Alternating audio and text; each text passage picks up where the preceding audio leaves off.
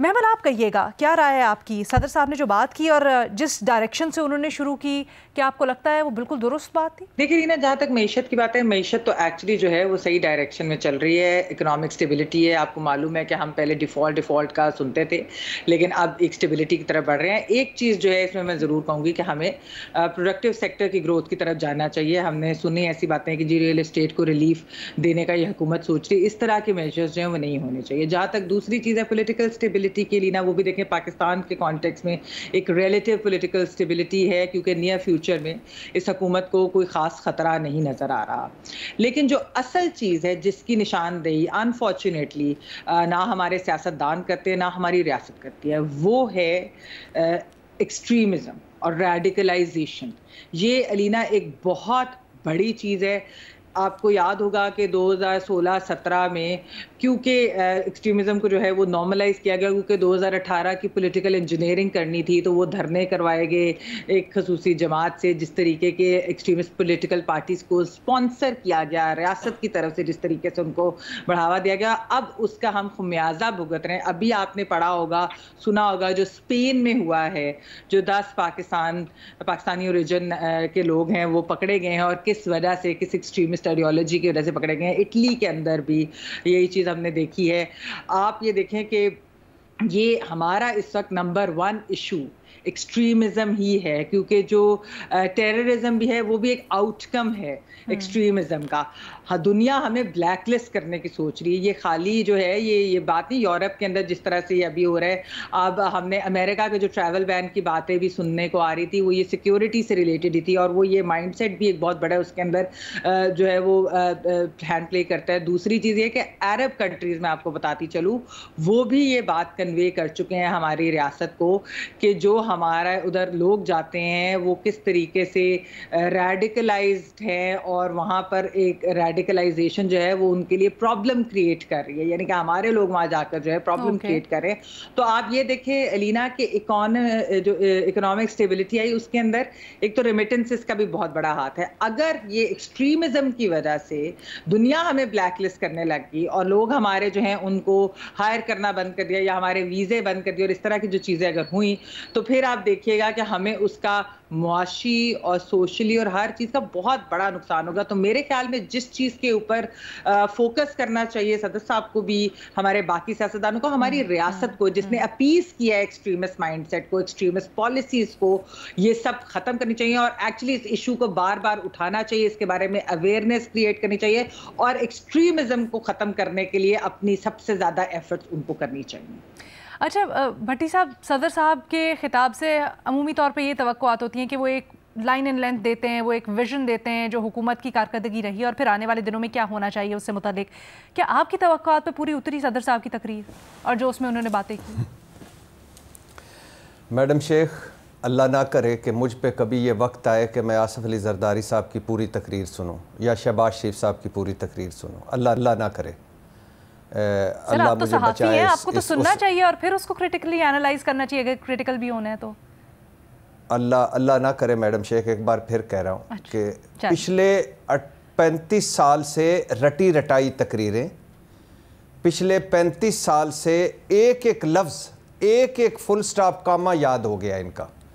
تو اب کوئی نئی بات کون سی یہ کریں گے، کون سا ویژن لائیں گے، کون سی حکمت عملی دیں گے، کون سی میرے گھر کی بات کریں گے یا میرے مستقبل کی بات کریں گے کہ میں ان کی بیٹھ کر تقریریں سنوں. اور پاکستانی فارمولہ سیاست کے چیمپئن آصف علی زرداری فرما رہے تھے کہ بحیثیت سویلین صدر 8ویں بار خطاب اعزاز ہے. ان کا اطمینان بنتا بھی ہے میڈم شیخ، جس اطمینان سے وہ بات کر رہے تھے، کیونکہ ایوان صدر میں وہ موجود ہیں. اور دوسری بات ہے، بیٹی خاتون اول ہیں، بیٹے کا جگاڑ لگایا ہوا ہے، کبھی بھی وزیر اعظم بن سکتے ہیں. آئینی عہدے ان کی پارٹی کے پاس ہیں، سندھ ان کے پاس ہے. انور مجید کو سویلین ایوارڈ مل چکا ہے، دوسرا میرے خیال یا تیسرا بڑا پاکستان کا سویلین ایوارڈ. میڈم شیخ، آصف علی زرداری صاحب کا اطمینان بنتا ہے، ان کا کہنا کہ اعزاز میرے لیے یہ بنتا ہے. نامکمل یعنی فارم 47 کا نامکمل ایوان، آصف علی زرداری صاحب نے ویسے کبھی سوچا ہے کہ ابھی سینٹ بھی نامکمل ہے؟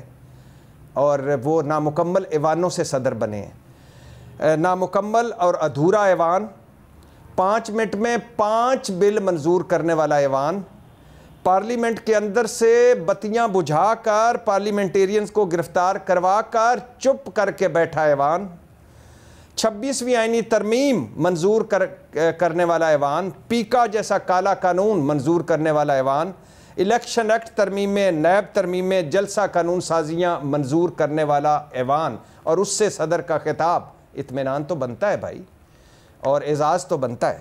اور میڈم شیخ چھوڑ دیں, کیا فرق پڑتا ہے آصف علی زرداری کو کہ 8 فروری 2024 کا مینڈیٹ چوری ہو گیا؟ کیا فرق پڑتا ہے؟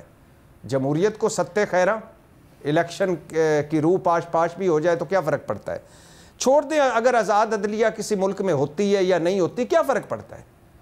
چھوڑ دیں آزادی اظہار رائے, ان کا کون سا مسئلہ ہے؟ وہ تو اپنی الحمدللہ پوری تقریر جو لکھی ہوئی تھی آ کے پڑھ گئے ہیں نا, تو ان کو کیا فرق پڑتا ہے آزادی اظہار رائے؟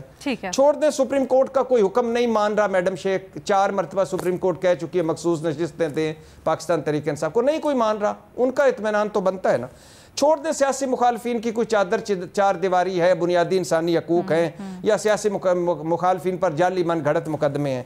میڈم شیخ ان کا اطمینان بنتا ہے میرے آصف علی زرداری صاحب کا, اور ان کا اعزاز دیکھیے کہ ٹرانسپیرنسی انٹرنیشنل کہہ رہی ہے کرپشن بڑھی ہے, اکانومکس انٹیلیجنس یونٹ کہہ رہا ہے جمہوریت نیچے گئی ہے, فریڈم ہاؤس کہہ رہا ہے انسانی آزادیاں نیچے گئی ہیں, لیکن وہ ان کا اعزاز بنتا ہے جمہوریت سویلین بالادستی تنزلی ہو جائے, عدلیہ تنزلی ہو جائے, پارلیمنٹ تقدس تنزلی ہو جائے, رول آف لا ہو نہ ہو, آئین کی حکمرانی ہو نہ ہو, ان کا بنتا ہے. اور آخری بات میڈم شیخ, خدا کے لیے یار اس قوم کو اتنا پراپیگنڈا, اتنا جھوٹ, کہاں سے کوئی معیشت, کس کی معیشت بہتر ہوئی ہے؟